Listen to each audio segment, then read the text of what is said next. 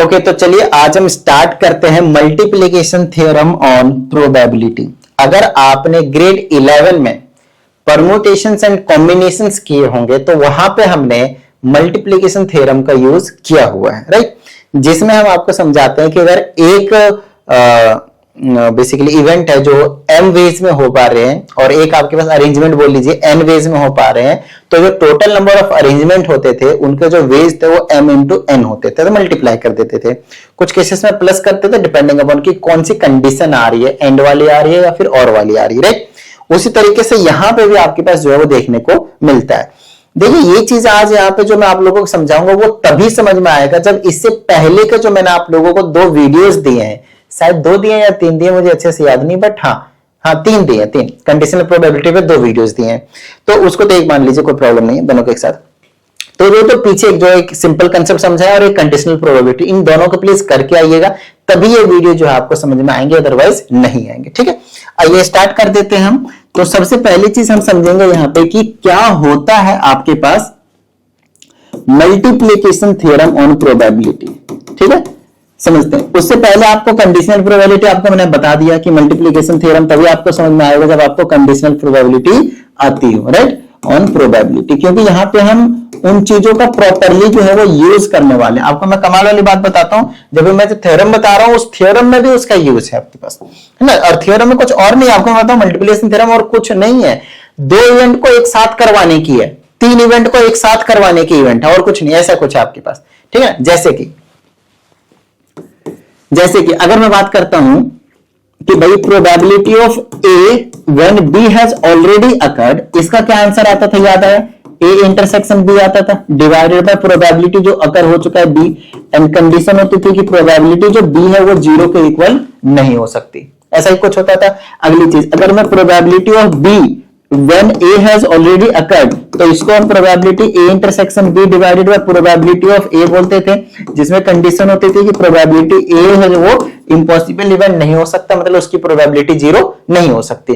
तो ये चीज आपको कंडीशनल प्रोबेबिलिटी से पता है। आपको पता है मल्टीप्लिकेशन थ्योरम क्या होता है, आओ समझाता हूं। ये जो है यहां से आप A इंटरसेक्शन B की वैल्यू निकालना इस वाले से, तो probability of A intersection B क्या आ जाएगी, probability of B multiplied by probability of A when B has already occurred. बोलो हाँ या नहीं। अच्छा, यहां से निकालना probability of A intersection B क्या आएगी, यहां से आएगी probability of A into probability of B when A has already occurred. बताओ मुझे समझ में आ रही बात ये चीज। तो इन दोनों से चीजें जो आपने A इंटरसेक्शन B निकाला है ना, यही आपके पास मल्टीप्लिकेशन थ्योरम ऑन प्रोबेबिलिटी है। इसको और थोड़ा सा डिटेल में समझेंगे, घबराइए मत। अभी तो मैंने बस फॉर्मूले को क्रॉस मल्टीप्लाई करके लिखा है, समझाया नहीं अभी, ठीक है। अब ध्यान समझो, इसका मतलब क्या होता है, इसका मतलब होता है प्रोबेबिलिटी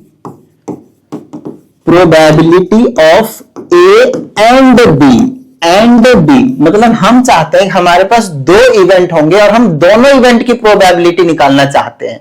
तो पहले आप एक इवेंट की प्रोबेबिलिटी निकालोगे, ध्यान समझना मेरी बात, पहले आप क्या करोगे, एक इवेंट की प्रोबेबिलिटी निकालोगे, और जैसे एक की प्रोबेबिलिटी निकल गई आप दूसरे की निकालने के लिए जाओगे। लेकिन जब आप दूसरे की निकालने के लिए जाओगे प्रोबेबिलिटी, तो उस केस में आप क्या बोलोगे, पहले वाला जो इवेंट है, पहले की जो प्रोबेबिलिटी है वो पहले ही हो चुकी है, ऑलरेडी अकर्ड हो चुकी है, तो यहां पे कंडीशनल प्रोबेबिलिटी भी आ जाती है।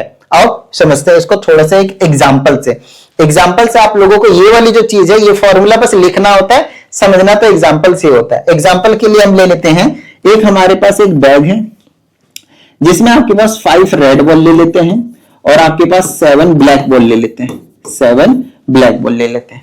क्लियर है यहां तक, ये दोनों ही आपके पास क्या बॉल्स हैं। चलो अब यहां से मैंने आपसे बोला है कि आपको प्रोबेबिलिटी निकालनी है, फाइंड प्रोबेबिलिटी ऑफ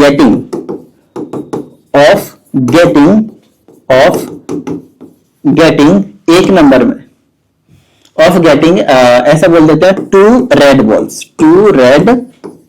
बॉल्स, या फिर 1 रेड बॉल ले लेते हैं एंड 1 ब्लैक बॉल।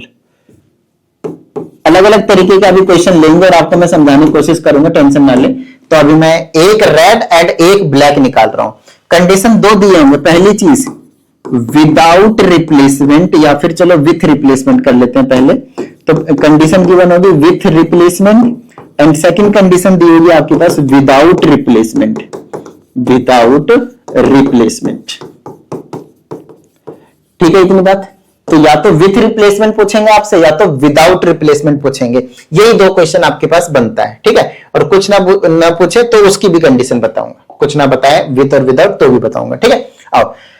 तो अगर मैं एक रेड बॉल निकालता हूं तो आप मुझे बता सकते हो कि उसकी प्रोबेबिलिटी कितनी होगी। मैं फर्स्ट केस ले रहा हूं, एक रेड बॉल निकालता हूं, रेड बॉल, तो 5/12 आएगा। क्या ये बात मानते हो? देखो, एक रेड बॉल निकालने का ये मतलब बिल्कुल नहीं होता कि आप 1/12 करेंगे, उस 1 बॉल की प्रोबेबिलिटी निकालोगे, नहीं। जब आप एक बॉल कोई भी निकालते हो तो वो रेड भी हो सकता था, ब्लैक भी हो सकता था। अगर वो रेड है तो पूरे रेड की फैमिली को रिप्रेजेंट करता है, तो रेड टोटल आपके पास 5 है, तो आप 5/12 करेंगे। क्या इतनी बात समझ में आई? क्योंकि मैं फर्स्ट केस कर रहा हूं और फर्स्ट केस में बोला विथ रिप्लेसमेंट, और विथ रिप्लेसमेंट का मीनिंग होता है कि जो बॉल आपने यहां से निकाला है उसको वापिस बॉल में, मतलब बैग में आपने सब्स्टिट्यूट कर दिया है, डाल दिया है, रिप्लेस कर दिया है, वापिस रख दिया है। तो इसमें जो टोटल नंबर ऑफ बॉल्स होंगे वो कम नहीं होंगे। ठीक है, अब हम दोबारा जो दूसरा वाला बॉल 1/1 करके बॉल को निकाला करेंगे। ठीक है, अभी तो जो दूसरा वाला बॉल है हमें कौन सी निकालनी है? ब्लैक बॉल निकालनी है। तो अब जब मैं ब्लैक बॉल निकालने के लिए जाऊंगा तो प्रोबेबिलिटी कितनी होगी इसकी? तो 7 होगी, और टोटल बॉल्स कितने? 12 के 12 ही रहे। समझ में आई इतनी बात? क्योंकि विथ रिप्लेसमेंट था। तो पहले वाले की हमने प्रोबेबिलिटी निकाली और दूसरे वाले की निकाली और दोनों को मल्टीप्लाई कर दिया। इसी चीज को बोलते हैं मल्टीप्लीकेशन थ्योरम ऑन प्रोबेबिलिटी। तो आंसर हो गया 5×7 = 35 और 12×12 = 144। ये आपका आंसर हो गया, प्रोबेबिलिटी हो गया of getting 1 red ball and 1 black ball with replacement. और थोड़ा सा विदाउट रिप्लेसमेंट समझते हैं, फिर समझे कि इसमें फॉर्मूला कैसे काम करता है, फॉर्मूला हम कैसे लिख सकते हैं। दूसरा आपको समझ में आ गया होगा मेरे हिसाब से, तो नहीं आया तो भी कोई प्रॉब्लम वाली बात नहीं, हम समझा देंगे आपको। ठीक है, ध्यान से समझना। कहते हैं विदाउट रिप्लेसमेंट, तो पहले रेड बॉल की निकालते हैं प्रोबेबिलिटी। भाई किसकी निकालते हैं? रेड बॉल की निकालते हैं। तो रेड बॉल की कितनी आई? 5/12 मल्टीप्लाई। अब की बार ब्लैक बॉल निकालना है, बट अब की बार क्या बोला? Without replacement. तो जो बॉल हमने ली थी उसको फेंक दो बाहर, खटाक से हटा दो।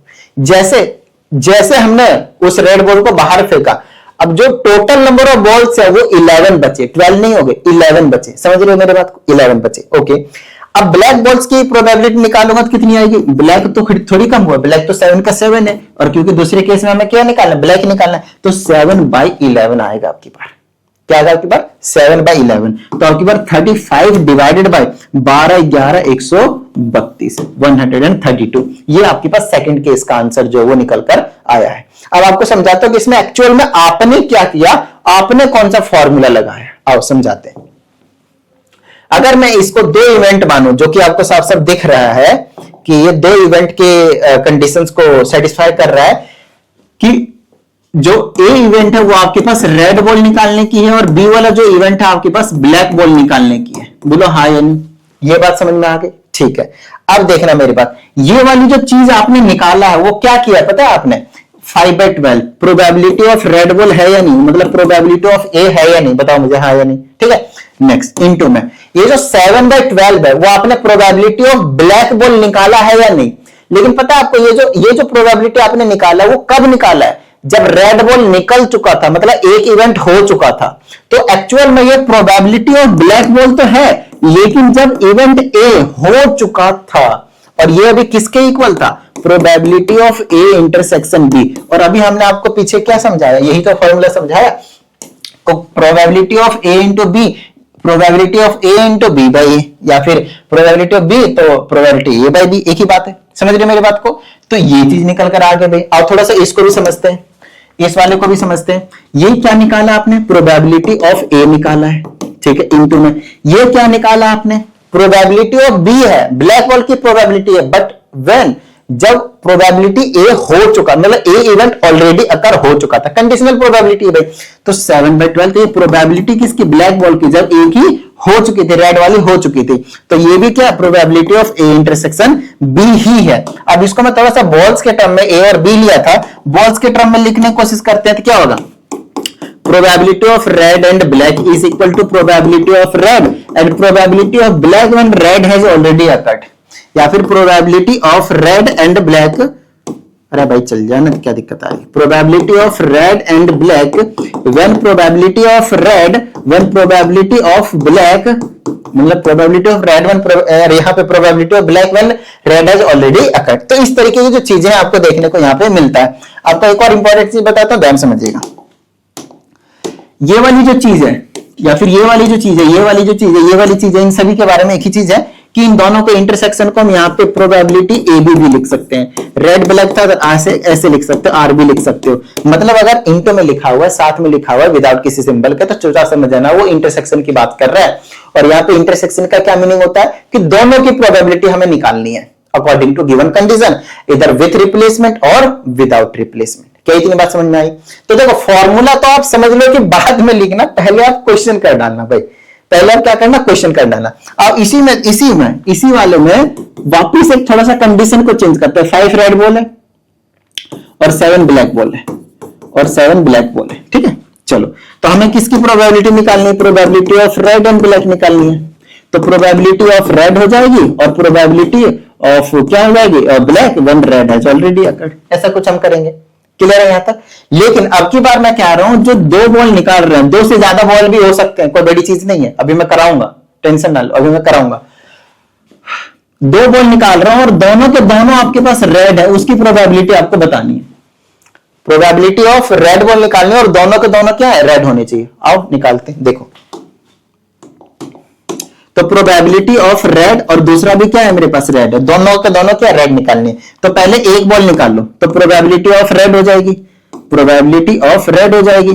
और दूसरा भी हमें क्या निकालना, प्रोबेबिलिटी रेड की निकालनी है when red has already occurred. ऐसा कैसे लिखना पड़ेगा जब दोनों सेम होंगे? तो प्रोबेबिलिटी रेड की कितनी होगी, 5। अच्छा, विद और विदाउट कुछ तो दिया होगा ना, चलो मानकर चलते हैं। फिलहाल हमें विदाउट रिप्लेसमेंट दिया हुआ है, विदाउट रिप्लेसमेंट आपको दिया हुआ है, ठीक है। यहां तक चलो, तो कितना हो जाएगा मेरे पास, प्रोबेबिलिटी ऑफ रेड 5/12 इंटू, और क्योंकि मेरे पास ध्यान सुनना, क्योंकि हमारे पास यहाँ पे क्या कहते हैं, रेड की निकालनी है और रेड ऑलरेडी का हो चुका है, विदाउट रिप्लेसमेंट। एक बॉल जो निकाला होगा रेड निकला होगा, फेंक दो।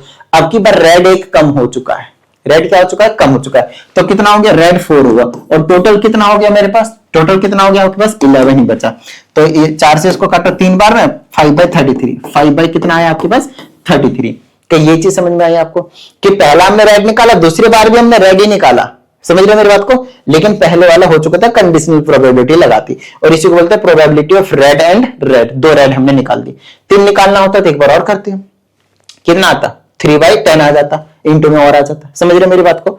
ठीक है। इसी चीज को आप ऐसे भी कर सकते थे, 2 बॉल निकाल रहे हैं ना, तो 2 बॉल आप किस में से सेलेक्ट करोगे, यहां पे कॉम्बिनेशन का यूज कर सकते हैं हम।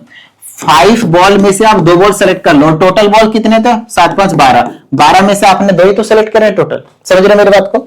चलो, तो इसको सॉल्व करेंगे तो कितना आ जाएगा, 5 factorial divided by 2 factorial, 5 - 2 3 factorial, ये आ जाएगा 12 फैक्टोरियल डिवाइडेड बाय 2 फैक्टोरियल, और ये हो जाएगा मेरे पास 10 फैक्टोरियल। ठीक है, इसको सॉल्व कर लेते हैं, तो ये हो जाएगा मेरे पास totally 5 factorial divided by 2 factorial into 3 factorial. Rationalise करेंगे तो आ जाएगा मेरे पास 2 रेसिप्रोकल 10 फैक्टोरियल, और ये आ जाएगा मेरे पास 12 फैक्टोरियल।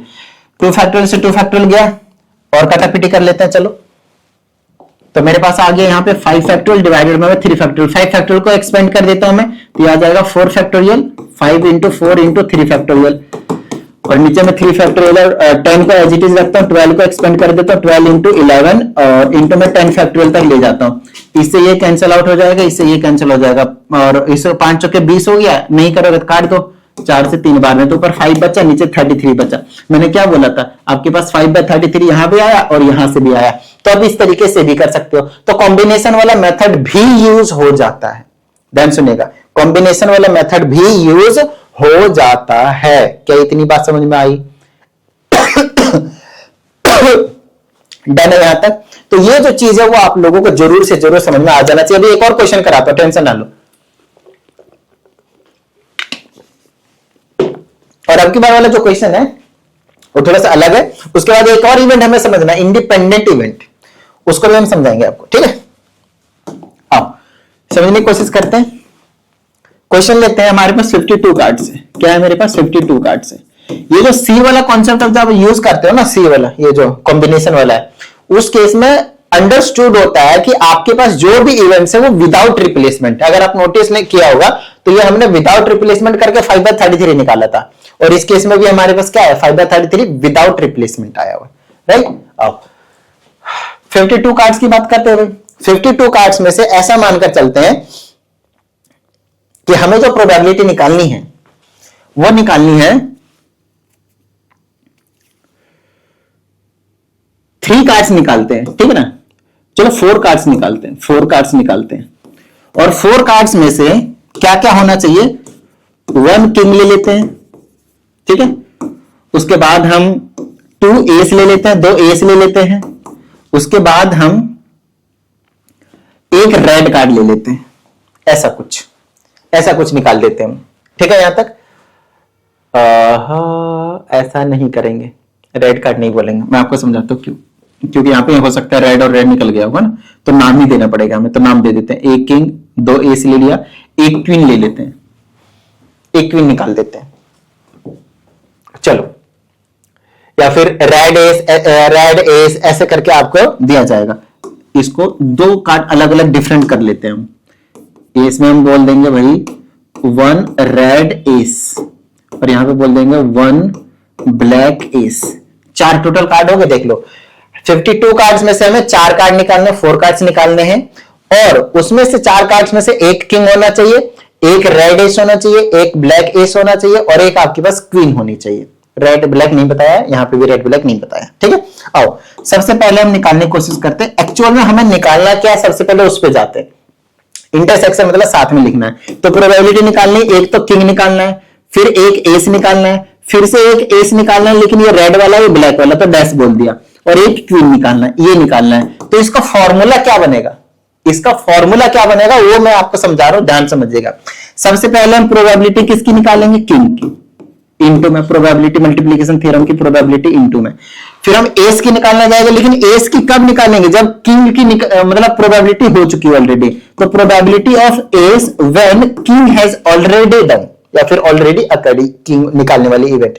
उसके बाद फिर हम प्रोबेबिलिटी ऑफ ए डैश निकालेंगे।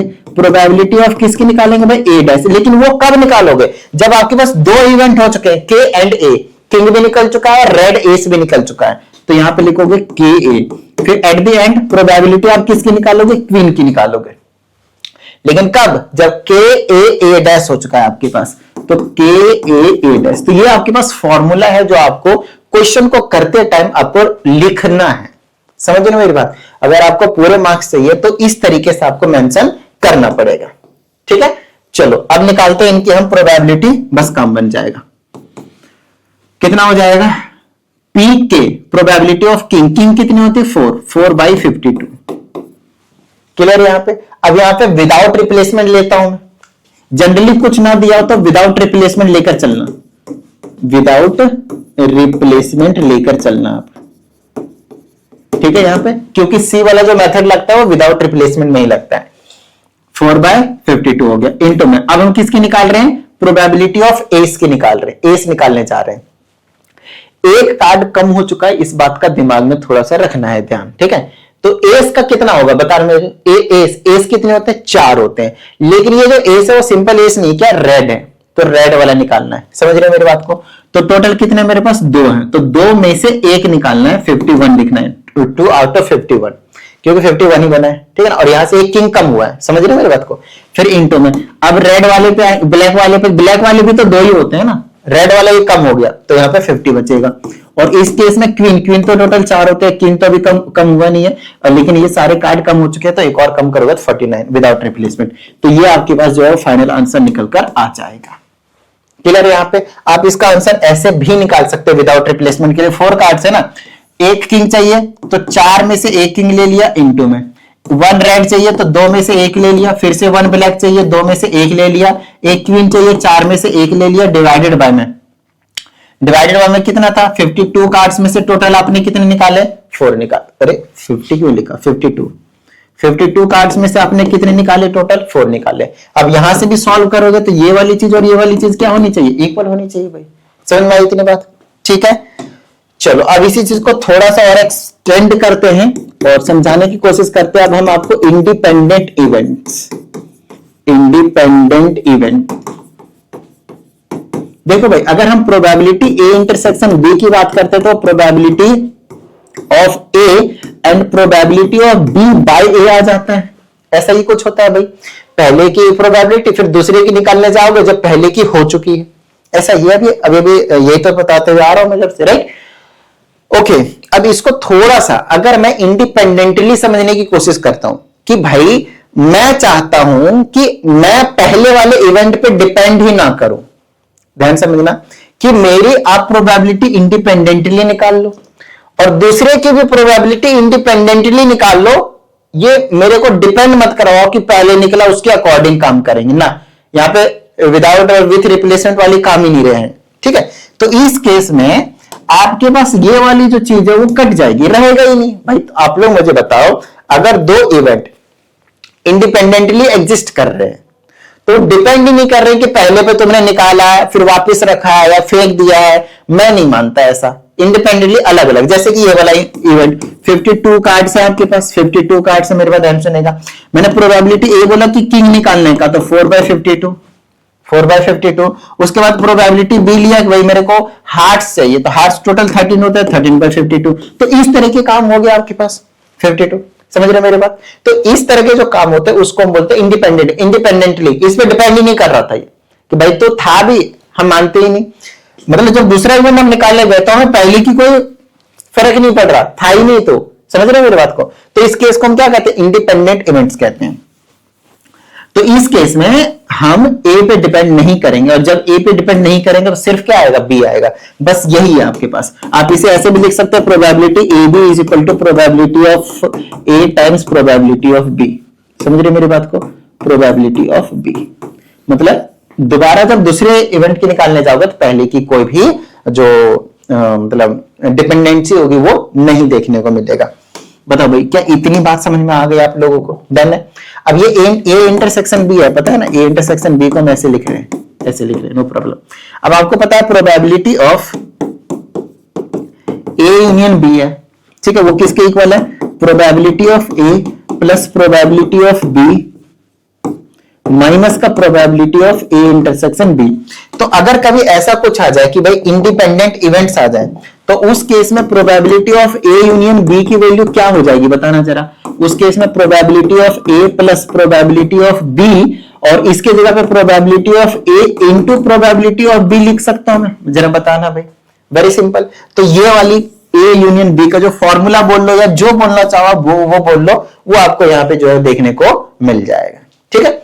यहाँ पे एक और इवेंट आपको यहाँ पे देखने को मिलेगा जिसे हम बोलते हैं म्यूचुअली एक्सक्लूसिव। हालांकि मैंने ऑलरेडी करवा दिया मैंने आपको, बट यहाँ पे इस वाले फॉर्मूले पे बात करेंगे, थोड़ा सा देख लीजिएगा। म्यूचुअली एक्सक्लूसिव, ये हमने आपको ऑलरेडी करवा दिया है। म्यूचुअली एक्सक्लूसिव नहीं भी करवाया होगा, देख लीजिएगा, करवा तो दिया मुझे याद है। म्यूचुअली एक्सक्लूसिव की बात करते हैं, ठीक है। तो म्यूचुअली एक्सक्लूसिव का मतलब होता है जो दोनों के बीच में उसमें कुछ भी कॉमन नहीं है, उनका जो प्रोबेबिलिटी निकलेगा वो 0 आएगा, इम्पॉसिबल इवेंट आने वाला आपके पास, ठीक है। अच्छा, अगर ऐसा कुछ हो जाता है तो हम बोल सकते हैं कि probability of A union B किसके इक्वल आएगा, probability of A plus probability of B minus probability of A intersection B होता है। बट इस केस में 5 मतलब एम्प्टी सेट मतलब प्रोबेबिलिटी हो गया आपके पास 0, तो probability of A union B simply किसके इक्वल हो जाएगा, probability of A plus probability of B, ये हो गया आपके पास 0। क्या इतनी बात समझ में आई? ये चीज आपको समझ में आ जानी चाहिए। इनके बेस में छोटे छोटे क्वेश्चन होते हैं, डायरेक्टली दो इवेंट दे देंगे, बोले बताओ ये इंडिपेंडेंट है या नहीं, ये म्यूचुअली एक्सक्लूसिव है या नहीं, तो दोनों के बीच में इंटरसेक्शन चेक कर लेना। अगर intersection P A into P B के बीच में आ रहा है, क्वेश्चन बता देता हूं। एक क्वेश्चन लेते हैं, एक सैंपल स्पेस लेते हैं। एक डाइस को थ्रो करने पर 1 2 3 4 5 एंड 6 आया। एक इवेंट ले लिया हमने, कौन सा इवेंट ले लिया भाई, चलो इवन नंबर ले लिया। दूसरा इवेंट ले लिया हमने, क्या ले लिया भाई, प्राइम नंबर ले लिया। चलो इसकी प्रोबेबिलिटी इवन नंबर की निकालेंगे, 2 4 6 मतलब 3/6 आएगा तो 1/2 आया।